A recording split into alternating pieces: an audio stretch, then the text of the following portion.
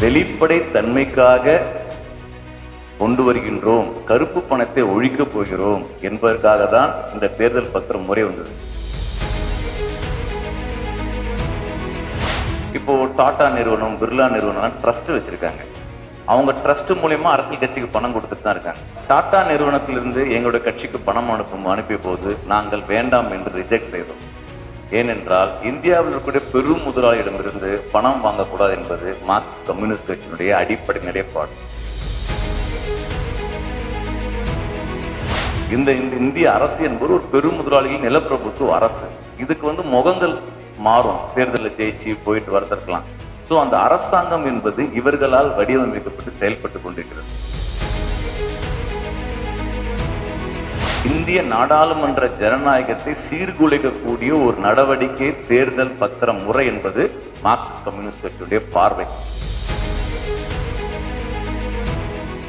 இந்த வீடியோவை உங்களுக்கு வழங்குபவர்கள் பேசஸ் pay, secure digital payments with multiple features and great success rate. அனைவருக்கும் வணக்கம். குறிப்பாக இந்த நிகழ்ச்சியை முன்னெடுக்கக்கூடிய வாய்ஸ் ஆஃப் பீப்பிள் நண்பர்களுக்கு என்னுடைய பாராட்டுகளை தெரிவித்துக் கொள்கின்றேன். பொதுவாக இது ஒரு சின்ன கூட்டம், நம்ம இப்படிலாம் பேசலாமா, இந்த மாதிரி விஷயங்கள்லாம் விவாதிக்கப்பட வேண்டியது இருக்கா அப்படின்னு சொல்லிட்டு ஒதுங்கி நிற்காம இந்த நாட்டில் நடக்கக்கூடிய ஒரு மிக முக்கியமான அரசியல் நடவடிக்கை குறித்து நாமும் இதில் பங்கேற்க வேண்டும், அது குறித்து ஒரு உரத்த சிந்தனைக்கு நாம தயாராக வேண்டும் என்று திட்டமிட்டு ஒரு சனிக்கிழமை மாலை இப்படியான ஒரு கூட்டத்திற்கு தயார்படுத்துவது ஒரு சாதாரண விஷயமா நான் பார்க்கல. ஸோ அவங்களுக்குலாம் என்னுடைய மிகப்பெரிய பாராட்டுதல், நன்றிகள். குறிப்பாக இந்த உள்ளாட்சி அமைப்புல நான் அப்புறம் அவங்க ஃபேஸ்புக்ல போய் பார்த்தேன், கிராம சபை வருது, அந்த நகர சபை, இந்த மாதிரி கூட்டங்கள் எப்படி நடக்கும் என்பதற்காக முன்முயற்சி எடுக்கக்கூடிய நடவடிக்கை. கிட்டத்தட்ட தங்களுடைய பொருளாதார ரீதியாக தாங்கள் பலமாக இருந்தாலும் ஒரு அடித்தளத்தில் இருக்கக்கூடிய ஜனநாயக அமைப்பு பலப்படுத்த வேண்டும் என்ற எண்ணத்தோடு செயல்படுவது என்பது ஒரு முக்கியமான நடவடிக்கை. ஸோ அது இன்னும் தொடர வேண்டிய அவசியம் இருக்குது. அதை நீங்க தொடரணும் என்பது நேரத்தில் கேட்டுக்கொள்கின்றேன். இப்போ இந்த நிகழ்ச்சியில மார்க்சிஸ்ட் கம்யூனிஸ்ட் கட்சி மட்டும் ஏன் தேர்தல் பத்திரங்களை எதிர்க்கிறது, தேர்தல் பத்திரங்களை எதிர்ப்பதற்கான காரணம் என்ன என்ற கேள்வி முன்வைத்திருக்கீங்க. தேர்தல் பத்திர முறை அறிமுகப்படுத்தப்பட்ட பிறகு எங்களுடைய கட்சியினுடைய ஆங்கில பத்திரிகை வார இதழ் பீப்புள்ஸ் டெமோக்ரஸி இணையதளத்துல ஃப்ரீயா இருக்கு. பீப்புள்ஸ் டெமோக்ரஸில நவம்பர் 25, 2018 தோழர் பிரகாஷ் காரத் ஒரு கட்டுரை இருக்கார். கட்டுரையுடைய தலைப்பு என்னன்னா, why is the CPM rejecting funding through electoral bonds? நீங்க கேட்ட கேள்வியை தான் இன்னைக்கு மையமா வைத்து கேட்கிறார். ஏன் அப்ப அந்த கட்டுரை அவர் எழுதினார்னா, முதல் வரி என்ன கேட்கிறாருன்னா, அப்பதான் 5 மாநிலங்கள் தேர்தல் நடக்குது 2018. அப்போ ஒரு மாநிலத்தில இருந்து எங்க கட்சிக்கு எலக்ட்ரல் பாண்ட் மூலமா பணம் தரலாமான்னு கேட்டிருக்காங்க.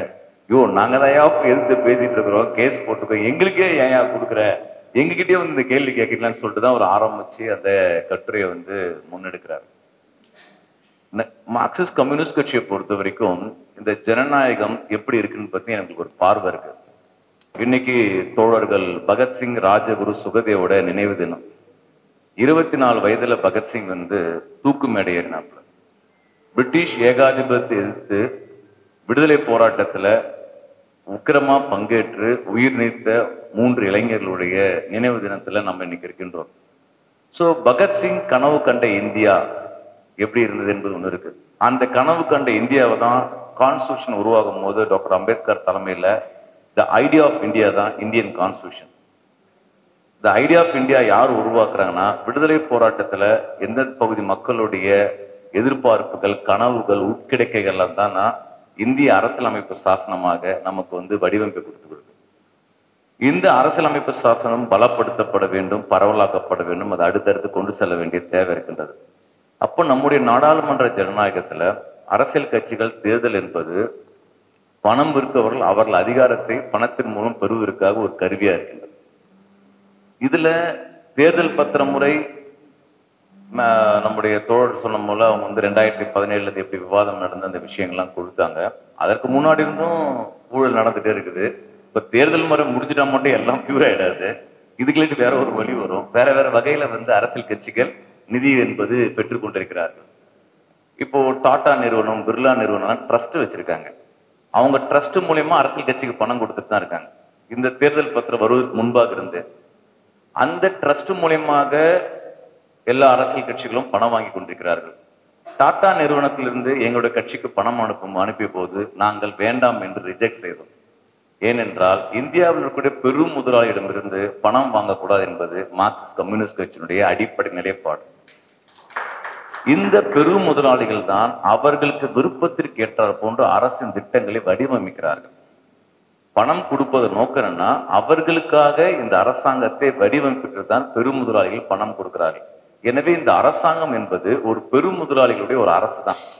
இந்த இந்திய அரசு என்பது ஒரு பெரும் முதலாளிகள் நிலப்பிரபுத்துவ அரசு.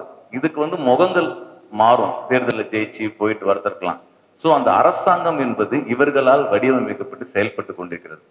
சோ அந்த வகையில தேர்தல் பத்திர முறை கொண்டு வரும்போது அன்றைய அன்றைக்கு உயிரோடு இருந்த அருண்ஜேட்லி அவர்கள், நிதி அமைச்சர், அவர் தான் என்ன சொல்றாருன்னா, நாங்க இந்த எலெக்ஷன் முறைக்கு சீர்கெட்டு போய் கிடக்குது, ஏன்னா நான் வெளிப்படைத்தன்மையோடு கொண்டு வர வேண்டுகிறேன், வெளிப்படைத்தன்மைக்காக கொண்டு வருகிறேன் என்று சொல்லிதான் நாடாளுமன்றத்துல பாஜக கட்சியினுடைய அன்றைய நிதி அமைச்சர் அருண்ஜேட்லி அவர்கள் கொண்டு வந்திருக்கிறார்கள்.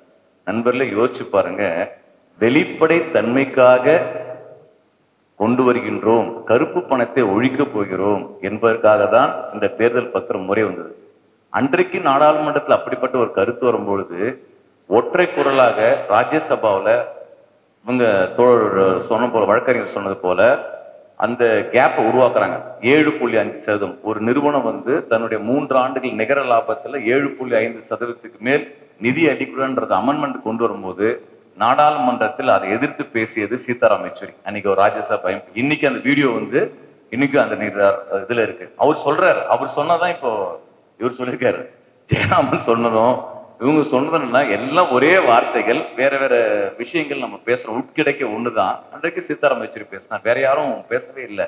எல்லாம் கேலி பண்ணாங்க, கம்யூனிஸ்ட் கட்சிக்காரங்க என்னப்பா பொழப்பு, இவனுக்கு இப்படிதான் பேசிட்டு இருப்பாங்க, இவங்க பாங்க விட மாட்டாங்க, வாங்க விட மாட்டாங்க, இவங்களெல்லாம் என்ன எடுப்பது, கம்யூனிஸ்டுகள் என்ன பண்ண போறாங்க, எல்லாரும் மோசம், இவங்க கொஞ்சம் பரவாயில்ல. இப்ப கூட நீங்க உரையாடலை பார்த்தீங்கன்னா யாருமே இல்லைங்க, எல்லாம் வேஸ்ட்டுங்க, எல்லாம் மோசங்கிறது ரொம்ப எளிய சொல்லாடல். எல்லாரையும் அவன் நம்பிக்கை உட்படுத்துவது. அவன் நம்பிக்கையில் வாழ முடியாது.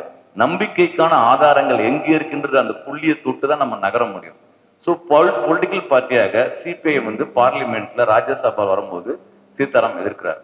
அதுக்கப்புறம் தான் நீட்டா நம்ம சொல்றோம். அப்ப நம்ம என்ன சொல்றோம், எலக்ட்ரல் பாண்ட் என்பது கார்பரேட்டுகள் நிதி கொடுக்குறாங்கன்னா, அரசியல் கட்சிக்கு நிதி கொடுக்குறாங்க, நாடாளுமன்ற ஜன நல்லா இருக்கிறது நிதி கொடுக்குறாங்க. நிதி கொடுக்கறது நோக்கம் அவங்க இன்ஃபுளுயன்ஸ் பண்ணி அவங்களோட லாபத்தை பண்ணுது.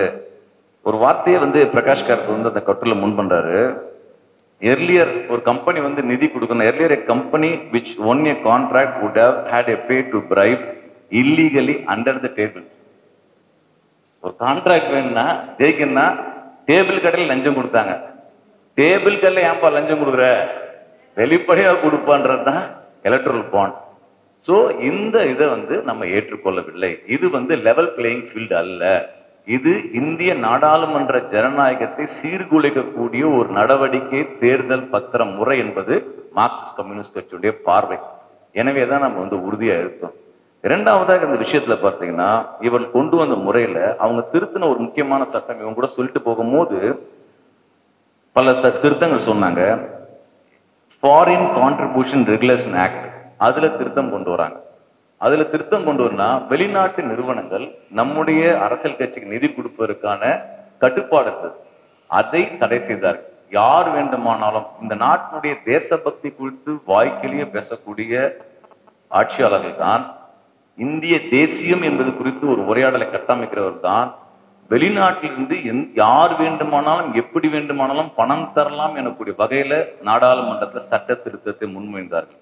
அப்போ எங்கிருந்து வேண்டுமானாலும் பணங்கள் வரலாம் எனக்கூடிய ஒரு சூழலை பாஜக உருவாக்கி இந்த ஒரு அமெண்ட்மெண்ட் என்னன்னா, இது இந்திய இறையாண்மைக்கு ஒரு ஆபத்தான ஒரு விஷயம். இந்திய இறையாண்மைக்கான ஆபத்து போராளிகளால் உருவதில்லை, இவர்கள் பாஜகவினால் தான் உருவாக்கப்படும் என்பதற்கு இது ஒரு விஷயம். அதே போன்று இவர்கள் இந்த நடைமுறை முழுக்க ஒவ்வொரு விஷயத்துல பாத்தீங்கன்னா ஒரு ஊழலை சட்ட ரீதியாக நியாய ரீதியாக மாத்துறதுதான் தேர்தல் பத்திரம். எனவேதான் இதை நம்ம ரிஜெக்ட் பண்ணோம். அப்ப இதை ரிஜெக்ட் பண்ணா இதுக்கு மாற்று என்ன? தேர்தல் பத்திரம் முறையே வேணானா வேற மாற்று இருக்குதா? இருக்கு நம்ம சிஸ்டத்துல. இப்போ உதாரணத்துக்கு நான் வந்து நாகசைல மேம் கிட்ட போயிட்டு சிபிஎம் கட்சிக்கு நன்கொடைன்னு கேட்கறேன். அவங்க என்ன சொல்றாங்க, 21,000 ரூபாய் எனக்கு செக் கொடுக்குறாங்க. சிபிஐஎம்க்கு செக் கொடுத்துறாங்கன்னா நான் அந்த இடத்துல நீ அக்கௌண்ட்ல போட்ட பிறகு நான் வந்து ஒரு டிஸ்ட்ரிக்ட் செக்ரட்டரி, என்னோட டிஸ்ட்ரிக்ட் கமிட்டில நாகசைலா மேம் 21,000 ரூபாய் பணம் கொடுத்துறான்னு அந்த அக்கௌண்ட்ல இருக்கும்.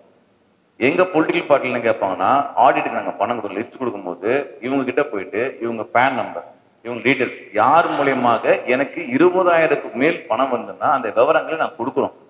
அதை கொடுப்பதன் மூலியமாக டோனர் யார் என்பது வெளிப்படையா இருக்குது, இருக்கிற சிஸ்டத்துல இருக்கு. ஏன் அந்த சிஸ்டத்துல உங்களுக்கு பிரச்சனையா இருக்குது? உங்களுக்கு வெளிப்படைத்தன்மை இன்கம் டாக்ஸ் கொடுக்குறோம், அது மூலயமா தேர்தல் ஆணையத்துக்கு. இவங்க என்ன பண்றாங்க, யாரு டோனர் என்பதுக்கு வெளிப்படைத்தன்மை இல்லை, வாங்குறதுக்கும் வெளிப்படைத்தன்மை இல்லை. எது வெளிப்படைத்தன்மைன்னு சொல்லிட்டு இந்த சட்டம் கொண்டு வந்தார்களோ வெளிப்படைத்தன்மையை ஒழிக்கக்கூடிய வேலை தான் இந்த சட்டம், தேர்தல் பத்திரம். அதனால நம்ம ரிஜெக்ட் பண்றோம். எப்படி அந்த விஷயங்கள்? இவங்க சொன்னாங்க ரிசர்வ் பேங்க் ஆஃப் இந்தியா வந்து அப்போஸ் பண்ணாங்க. ஆரம்பத்துல ரிசர்வ் பேங்க் ஆஃப் இந்தியா அப்போஸ் பண்றது, தேர்தல் ஆணையமும் எதிர்த்து பேசினாங்க. பத்திரங்கள் வந்து ஸ்டேட் பேங்க்ல 29 வங்கிகள், தேர்ந்தெடுக்கப்பட்ட 29 கிளைகள் மட்டும்தான் தேர்தல் பத்திரம். 1000, 10,000, லட்சம், 1 கோடி ரூபாய். இப்ப நான் போயிட்டு ஸ்டேட் பேங்க் ஆஃப் இந்தியால ஒரு 10 கோடி ரூபாய்க்கு ஒரு பத்திரம் வாங்கினேன்னா அந்த பத்திரம் வந்து வாங்கிட்டு அதே வந்து யார் எந்த அக்கௌண்ட்ல போட முடியும்? ரெகுலர் அக்கௌண்ட் கிடையாது. இந்த தேர்தல் பத்திரத்தை காசாக மாற்றுவதற்காக ஒவ்வொரு அரசியல் கட்சிக்கும் ஒரு தனி வங்கி கணக்கு ஓபன் பண்ணணும். ஏற்கனவே இருக்க வங்கி கணக்குல இந்த தேர்தல் பத்திரம் மாற்ற முடியாது. ஒரு அரசியல் கட்சி, நான் ஒரு கட்சி நடத்துறேன்னா நான் வந்து ஒரு அக்கௌண்ட் ஓபன் பண்ணணும். இந்த அக்கௌண்ட் ஓபன் பண்றதுன்னா வெறும் தேர்தல் பத்திரங்களை வந்து காசா மாத்துறது. இப்ப டிடி எவ்வளவு இடத்துல வாங்குறோம், எந்த பேங்க்ல கொடுத்தாலும் டிடி போட்டலாம்ல, எது கிடையாது. அப்போ எந்த அரசியல் கட்சி ஓபன் பண்ணிருக்கோ அந்த அக்கௌண்ட்ல போயிட்டு நான் போய் கொடுக்க வேண்டிய விஷயம். இதுல வெளிப்படையாக யார் 10 கோடி ரூபாய் கொடுத்தாங்க, எந்த கட்சி 10 கோடி ரூபாய் பணம் வாங்கணும் என்பதை வெளிப்படைத்தன்மையே இல்லை. அப்ப இந்த வெளிப்படைத்தன்மை ஏன் மறைத்தது பாஜக? இன்னைக்கு விளைவு பாருங்க. இப்ப டீடைல்ஸ் வந்தது, இந்த ப்ராசஸ் நீங்க பாருங்க. நம்ம டெமோக்ரஸில பிப்ரவரி 15ஆம் தேதி உச்ச நீதிமன்றம் சட்டவிரோதம் சொல்லுது. மார்ச் 6ஆம் தேதிக்குள்ள ஸ்டேட் பேங்க் ஆஃப் இந்தியா வந்து அந்த விவரங்களை நீ வந்து எலெக்ஷன் கமிஷன் கொடுத்துரு, எலெக்ஷன் கமிஷன் அந்த விவரத்தை வாங்கி இணையத்துல வெளியிடுனாங்க. ஏன் உச்ச நீதிமன்றம் அதை சொல்லுச்சுன்னா அடிப்படை உரிமைகளுக்கு எதிரானது. இதுதான் வந்து உச்ச நீதிமன்றம் முடிவு போச்சு. ஏன்னா வாக்களிக்கக்கூடிய, ஆனாதான் நான் இவங்க கூட பாராட்டக்கூடிய விஷயம் என்னன்னா, நாம் ஒரு வாக்காளர், நான் எந்த கட்சிக்கு வாக்களிக்கிறேனோ அந்த கட்சிக்கு யார் மூலமாக நிதி வருது என்பதை தெரிந்து கொள்வது வந்து அடிப்படை உரிமை. அந்த அடிப்படை உரிமையை தேர்தல் பத்திரம் மறுக்கிறது என்பதால் தான் உச்ச நீதிமன்றம் இல்லீகல், சட்டவிரோதம் சொல்லுது. அதாவது நம்முடைய அரசியலமைப்பு சாசனத்தை வைத்துக் கொண்டுதான் உச்ச நீதிமன்றம் அடிக்குது. டைம் சொல்றாங்க. ஸ்டேட் பேங்க் ஆஃப் இந்தியா என்ன சொல்றது, அந்த மேலாண்மை இயக்குனர் நான் ஜூன் மாசம் கொடுக்குறேன்ற. என்னடா இது, ஒரு மெசேஜ் அனுப்பிச்சாலே இங்க இருந்து அடுத்த நாட்டுக்கு அடுத்த செகண்ட்ல போயிடுது. எல்லாமே சாஃப்ட் காப்பி தான். கொடுத்தா என்ன, கொடுக்க மாட்டேன்னாங்க. நண்பர்களே, கொடுக்க மாட்டேன்னு இந்த ஸ்டேட் பேங்க் ஆஃப் இந்தியா முடிவெடுத்த போது நான் பெருமையோடு இங்கு பதிவு செய்ய விரும்புகின்றேன்.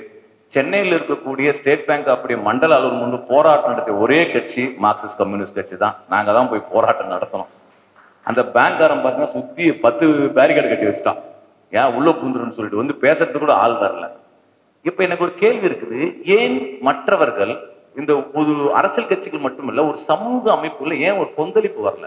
ஸ்டேட் பேங்க் ஆஃப் இந்தியா கண்டிச்சு ஒரு 100 மெயில் ஏன் போட முடியல? ஒரு 1000 பாஸ் அந்த என்ன சொல்லுவாங்க அந்த ட்விட்டர்ல ஹேஷ்டேக், ஒரு ஹேஷ்டேக் ஏன் உருவாகல? ஏன் அதெல்லாம் எதுவும் இல்லையா? ஒரு சுப்ரீம் கோர்ட் சொல்லிடுச்சு, அப்படியே நடிக்கிறாங்க. ஏன் ஸ்டேட் பேங்க் ஆஃப் இந்தியால அக்கௌண்ட் வச்சிருக்கவங்க 10 மேனேஜருக்கு 10 மெயில் போட வேண்டியதானே? ஏன் அந்த கூறுணர்வற்ற ஒரு சமூகமா நம்ம இருக்கிறோம்? பேசிக்கா நீ ஒண்ணு இல்ல, மெயில் போடு.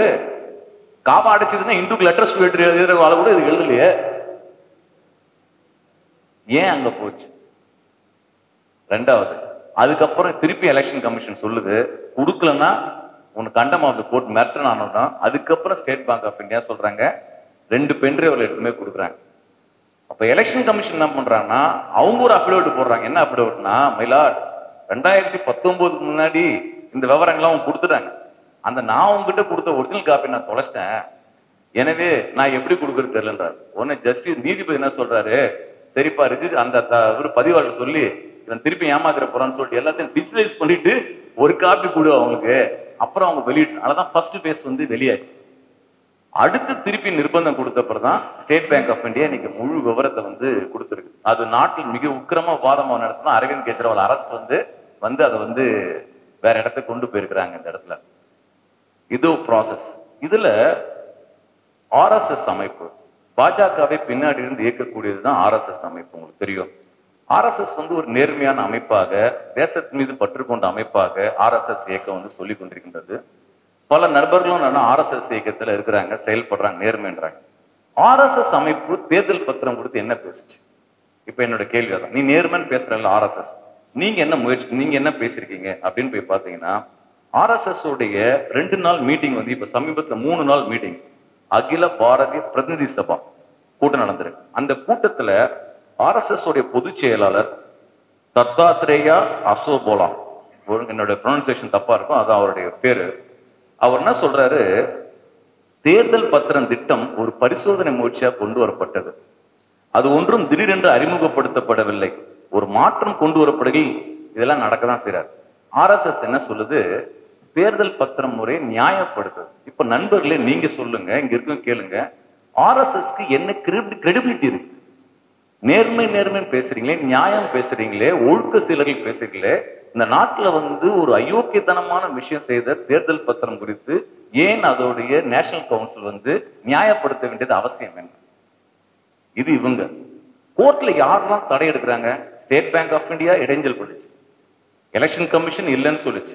3வதா கேஸ் நடக்கும் போது ஒருத்தர் அட்வொகேட் உள்ள ஓடுறார். இவங்கெல்லாம் வழக்கறிஞர்கள், கேஸ்ல அதுதான் போடுவாங்க, அபிடவிட் ஃபைல் பண்ணி லிஸ்ட் வருதா பார்த்து நம்பர் பார்த்து போகணும். அந்த அட்வொகேட் ஓடி கதவை திறந்து என் கருத்து கேளு சாமின்றார் அவர். யார் அவரு? FICCI, ASSOCHAM, confederation of Indian industry, 3 இந்தியாவுடைய தொழில் நிறுவனங்கள் சார்பாக வாதாடுவதற்காக வந்த வழக்கறிஞர். அவர் பேர் என்ன? முகுல் வந்தார். அப்போ நல்லா கேட்டாரு சந்திரசூட், பாப்பா நீ பட்டியல பேரே கொடுக்கலையே, அபிடவிட் தாக்கல் செய்யலையே, லிஸ்ட்லயே வரலையே, உன் பேச்சு எப்படி நான் கேட்கறேன்? இல்ல இது ரொம்ப முக்கியமான பரபரப்பான விஷயம் சொன்னார். உடனே அவர் சொன்னாரு, நீ ஒரு சீனியர் கவுன்சில், பெரிய மனிதர்களுக்காக வாதாட வந்திருக்க, நீ சொல்றதெல்லாம் நான் கேட்டேன்னா இங்க இருக்க ஜூனியர் அட்வொகேட் என்ன பார்ப்பான்? அப்போ ஆங்கிலத்தில் ஒரு வார்த்தை சொன்னார், அது என்ன வார்த்தைன்னு எனக்கு கரெக்டா சொல்ல தெரியல, அதை என் தமிழ்ல சொல்றேங்க. அதுக்காக தான், உனக்கு வந்தா ரத்தம், அடுத்தவனுக்கு வந்தா தக்காளி சட்னியா? அதான் அதோடைய ஆங்கில வார்த்தையுடைய அர்த்தம். அதான் வேற சாஸ் எதுவும் வரும் அதோடைய விஷயம் அர்த்தத்துல. மேம் சொன்னதான், அதான் இங்கிலீஷ் வார்த்தை சந்திரசூட் சொன்னது. அதுக்கு என்ன அர்த்தம்னா, உனக்கு வந்தா ரத்தம், அடுத்தனுக்கு வந்தா தக்காளி சட்னியா? முதலாளிகளுக்கு வந்தா ரத்தம், தொழிலாளிக்கு வந்தா தக்காளி சட்னியாடான்னு சொல்லிட்டு சந்திரசூட் திருப்பி கேட்டார். கேட்டோன்னு வாயை மூட்டார். பாருங்க, அவர் என்ன சொல்றாரு, இந்த நாட்டுடைய பிசினஸ் பாதிக்கப்பட்டுறங்க, இந்தியா கெட்ட பேர் வந்துருன்றார். யார் கேட்கிறா? இந்தியாவுடைய பெரும் முதலாளி அமைப்பு ஓடி வருது. யாரை காப்பாத்துவதற்காக? நேர்மைன்னு சொல்லக்கூடிய ஆர்எஸ்எஸ் ஒரு சைடு பேசுது. எஸ்பிஐ அவர் ஒரு பப்ளிக் சர்வன்ட், நம்ம கொடுக்கிற வரி பணத்தில் தான் சோறு தின்றார் அவர். அந்த எஸ்பிஐல இருக்கக்கூடிய மேலாண்மை இயக்குனர் ஒரு பொதுத்துறை நிறுவனம். அந்த நிறுவனம் போயிட்டுனா சட்டவிரோதமான வேலைக்கு அவர் பேசுறாரு, ஈசி போய் பேசுது, அப்புறம் முதலாளிகளுடைய அமைப்பு பேசுது. இவ்வளத்தையும் தாண்டி அந்த நீதிமன்றத்துல ஜனநாயக ரீதியாக நீதி அரசர்கள் பேசியிருக்கிறார்கள். அதுல ஒரு இடத்துல சொல்றாரு சந்திரசூட் அவர்கள், அந்த முதலாளிகள் சார்பாங்கத்துல நான் எது பிரகாரம் செயல்படணும்னா கான்ஸ்டிடியூஷன் சொல்லிருக்குது, கான்ஸ்டிடியூஷன் சொல்லிட்டு அவருடைய ஐபேட்லன்னு சொல்றாரு, இந்த இதுல இருந்து நான் செயல்படுறேன், நீங்களும் செயல்படுன்றார். அரசியல் அமைப்பு சாசனத்துல தேர்தல் முறை எப்படி அமைய வேண்டும், எப்படி லெவல் பிளேயிங் ஃபீல்டு எப்படி சமமாக இருக்க வேண்டும் என்பது குறித்து நாம் பேசப்பட வேண்டும். அப்படியான ஒரு உடையாலை அடுத்தடுத்து நம்ம முன்னகர்த்த வேண்டியது என்னன்னா ஒரு முக்கியமான ஒரு இடமா நான் பாக்குறேன். அந்த வகையில இந்த நிகழ்வுல கருத்துக்களை பகிர்வதற்கு வாய்ப்பு கொடுத்தமைக்கு நன்றி, வணக்கம். இந்த வீடியோ உங்களுக்கு பிடிச்சிருந்தா லைக் பண்ணுங்க, ஷேர் பண்ணுங்க, கமெண்ட் பண்ணுங்க. மறக்காம OH தமிழ் சேனலுக்கு சப்ஸ்கிரைப் பண்ணுங்க.